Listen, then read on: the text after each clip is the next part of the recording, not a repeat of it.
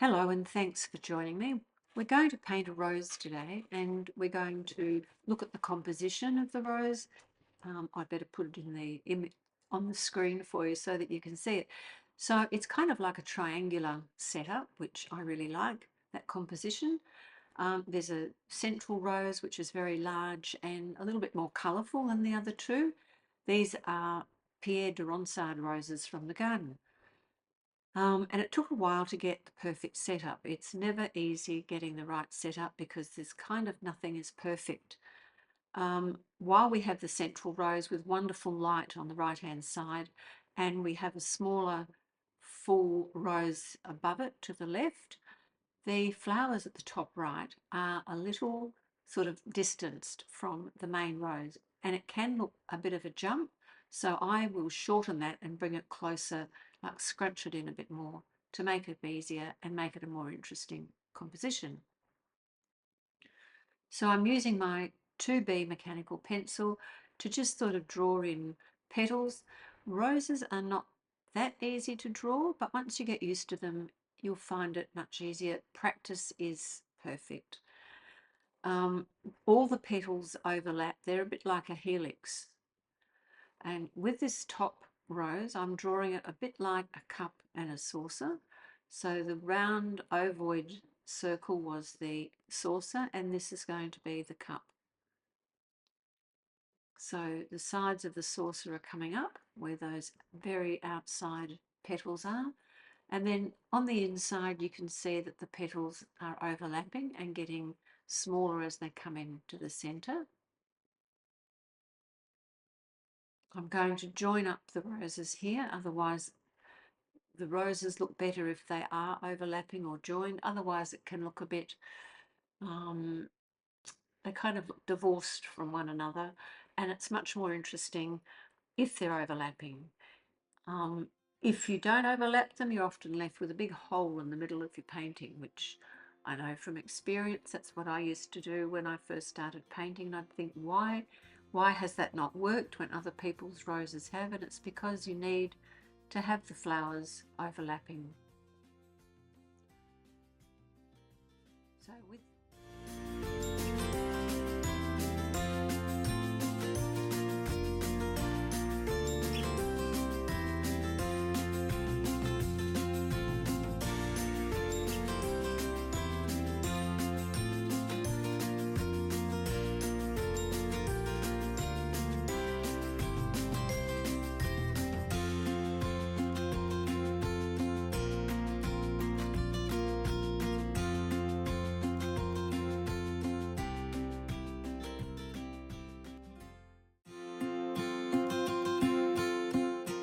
not wash it, but wet the front and the back of the paper 3 times.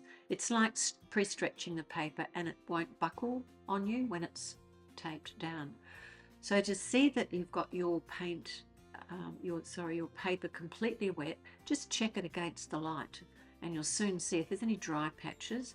I can see one there. You make sure that it's really, really wet. And the idea of wetting it 3 times is so that the moisture penetrates all the fibres of the paper and it's wet through evenly from the front to the back.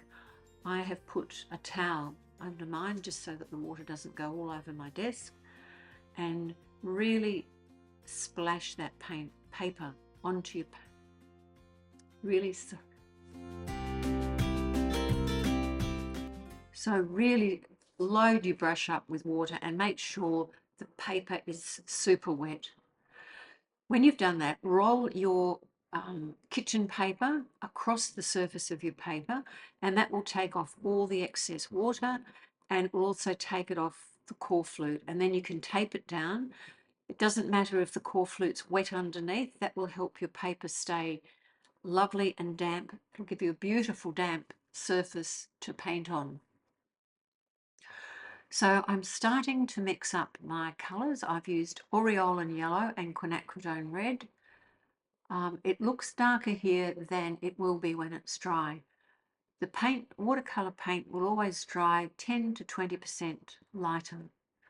So Aureolin Yellow is incredibly bright, so just do a very, very light wash.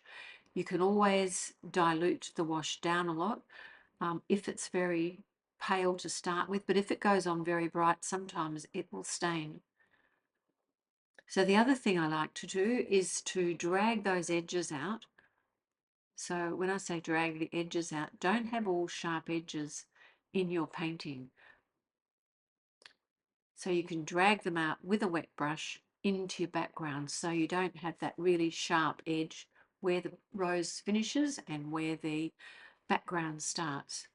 And if it's super wet, you can easily sort of blend it into the background and you can paint over the top of it. So I've put a little bit of Quinacridone Red in here just to warm it up.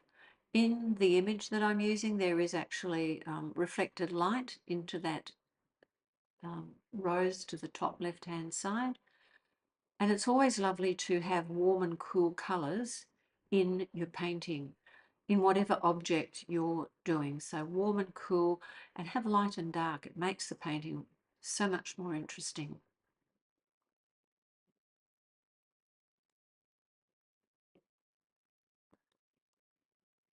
So with my little flat brush, I think it's about 1 inch, 3/4 of an inch, if you need to push back pigment into your paper or drag pigment out, I find that these are perfect. It's just an acrylic brush. It's not expensive, but they do a great job. Keep an eye on where the light's coming from, and where it's very pale on your rose. White paper in watercolor is gold. If you go over that and lose the light, very, very hard to get that back, because nothing will look as light in a watercolor as unpainted paper.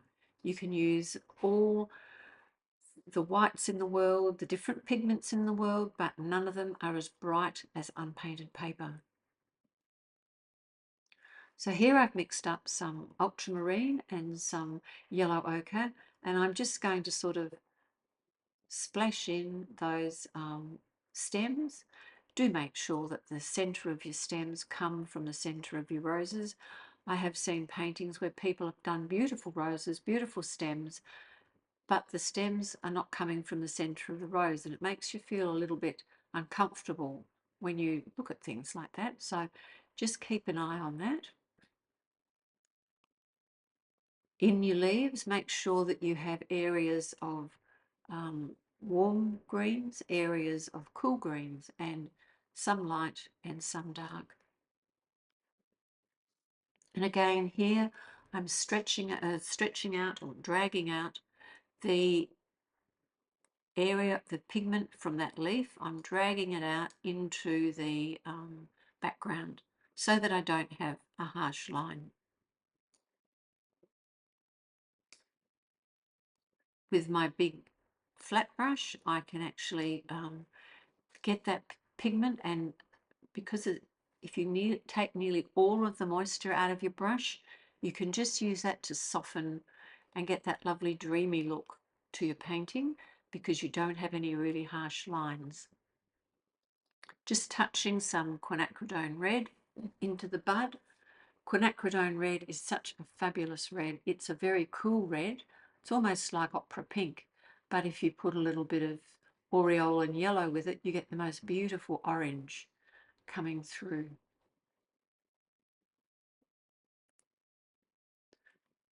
And because the rose is very, very wet, you'll end up with a look where it sort of tends to granulate a little bit on the paper.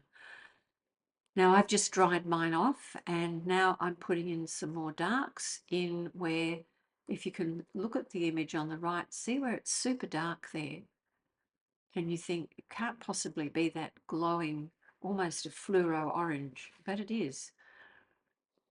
The other thing to be mindful of is your tones. So if you see a tone and you're not sure how dark to make it, make yourself up a tonal value swatch before you start painting. I make mine up out from Ultramarine Blue and from Burnt Sienna. And I start at number 1, which is just unpainted paper.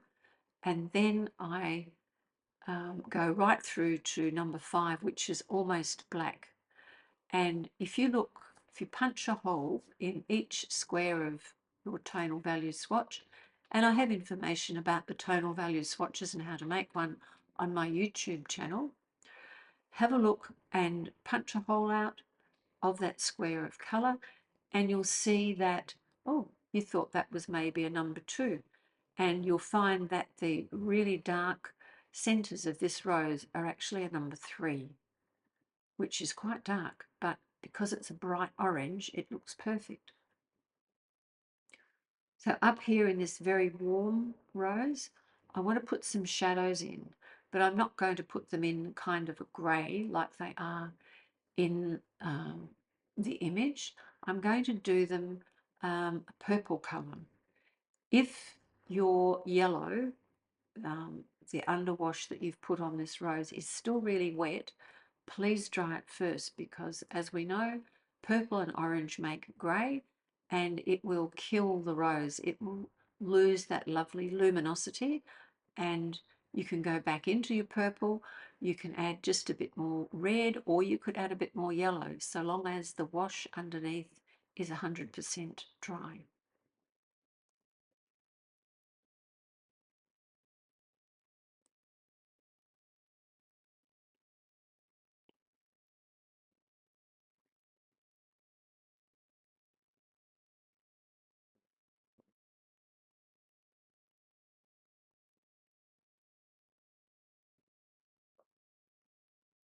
So I don't aim for a botanical look to my roses. Um, I love that look, and there's nothing wrong with it, but that's not how I want to portray these roses. I like more of a loose style that's a little bit more abstracted, and you can have so much fun painting like this.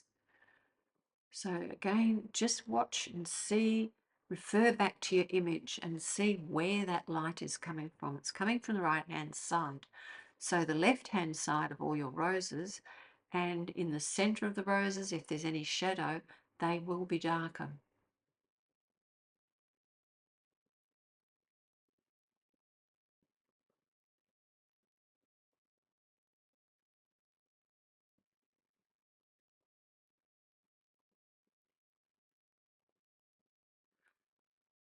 Almost any color on white paper will look like a shadow, so it doesn't have to be dark. Like those very subtle changes in the top 2 roses, there's only like 1 or even just a half tone difference. But make sure that you keep them, you have little warm areas in those shadows and little cool areas, and it will just add a bit of magic to your painting.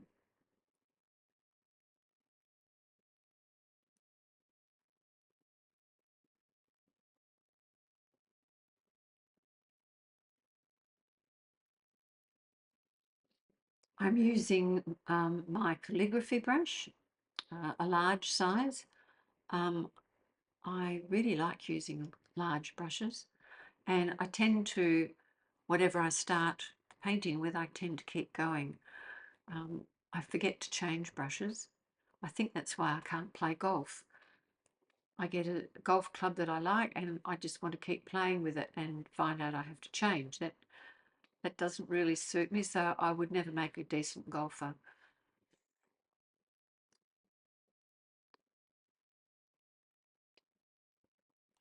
Little chisel brushes like this are great for cutting in and doing very definite lines, which you can then come back with some water and soften off if you want.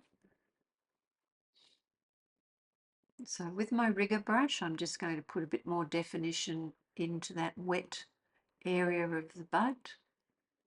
So again, I've got dark, and I've got warm, and I've got cool.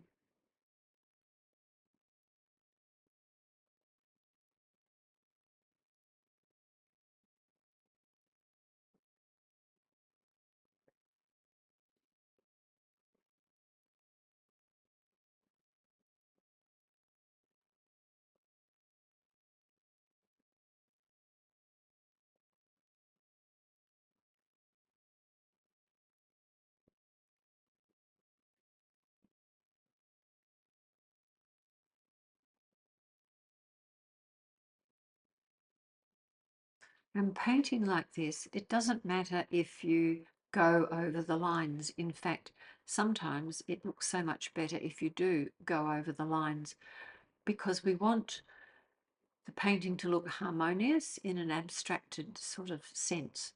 I'm not aiming to do, as I said, a botanical painting. Now, often the buds of these Pieta ronsards are quite bright, and they fade as the rose seems to open. So that particular bud, if it's still too dark when I've finished the painting, I can just re-wet that with water and blot it off with paper.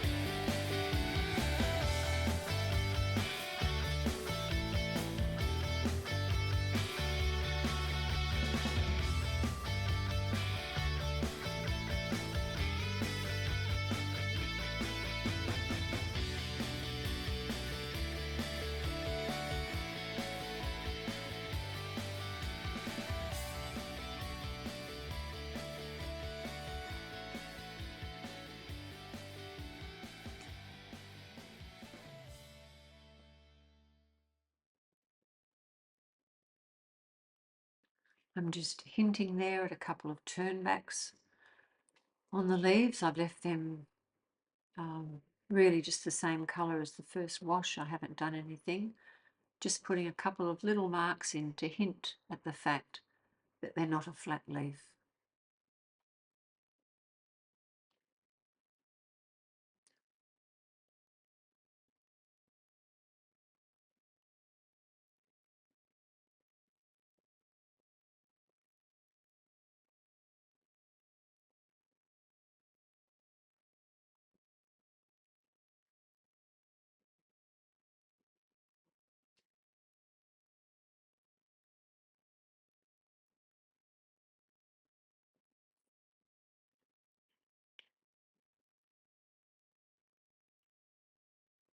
And again, I'm just connecting that leaf up to the lower edge of the petal.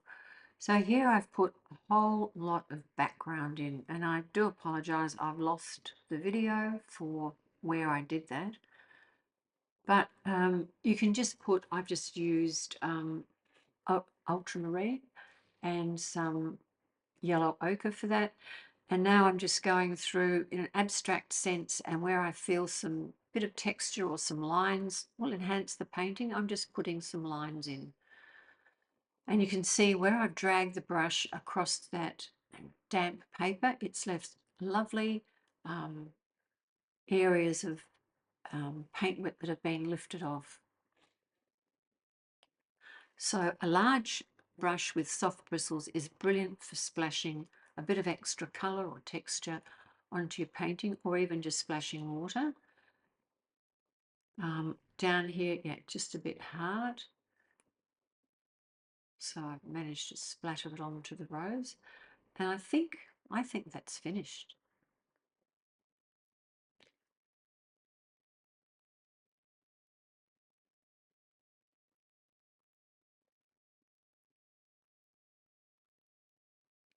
A couple more lines in there just to strengthen that left-hand side. The two roses above it, you can see how I've just hinted at them. And the other thing I think it's really important if you're doing a painting is with flowers, have them all facing different ways. Never have 2 flowers or 4 flowers, always have odd numbers, and face them in different directions and have them different sizes.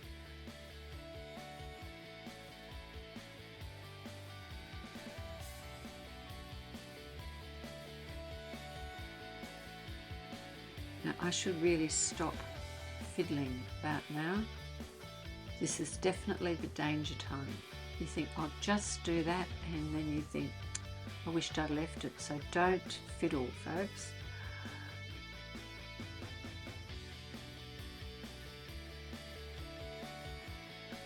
Here we have the finished rose. Yeah, I'm pretty happy with that. I think it's worked well. I like the composition, I'm happy with the background, and I'm happy with my roses, which is not always the case. So I hope you enjoyed watching the video. Please leave a like if you do, and also subscribe so that you get to be the first to see the latest videos that I've made. Thanks for watching.